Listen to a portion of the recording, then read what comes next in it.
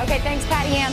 Tomorrow is the Marine Corps' birthday, and Sunday is Veterans Day. So we are doing our part to help veterans coming home from the war. They all face new challenges, such as finding a job. While the national unemployment rate is 7.9%, the unemployment rate for 9/11 era veterans is a staggering 10%. So what can be done to help our veterans have successful careers or even own their own businesses? Let's ask U.S. Army Reserve Captain and Chaplain Lee Escobar. He is also the president and CEO of Escobar Incorporated, a company that supplies affordable housing for veterans, and he is the author of Rich Soldier. So it sounds like you have it all figured out, Lee. Tell us, what are your recommendations for our veterans?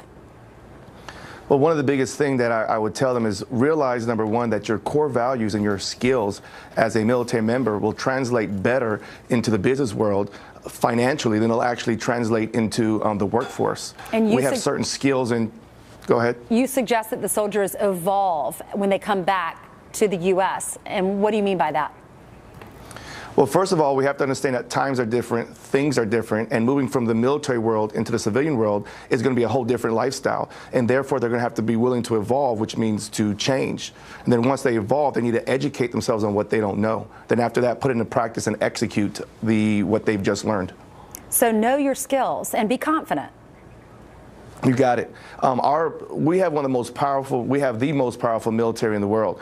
And our skills and our values actually translate better into the civilian, into the civilian world as business owners than they do as into the workforce. And when we can take those skills and those values and actually translate them into the business world, they'll see amazing results right now. And that's one thing that we're not taught in the military, is that you can become a business owner. We're taught that, number one, you have to have a job to go get out, get a job, or go to school.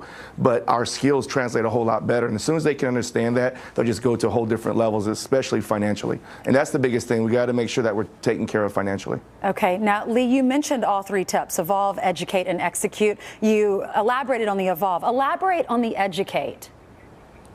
Well, we're not taught a financial education, either in the school system or actually in the military. What we're taught is an academic education. And then when they get into the real world, we need finances. We need to be okay financially. And that's an area that's lacking in our school system or actually and in the military also. So what I'm proposing in my book, Rich Soldier, and what I'm giving is, number one, the awareness that you can become a business owner and you can be financially educated. And then after that, I give them the core principles of what they need to, that I've seen in my own businesses to be successful in my investments, to actually pass those on to those, and I call those the wealth ethics. They're principles that will help, foundational principles that will help them take them to another level financially, so that way success will pursue them as they're pursuing it. Yeah, you know, if I owned a business, these are the first guys I would hire, because they're so disciplined, and they fought wars, and they have fought for our country. They're special individuals. Yeah, I agree 100%.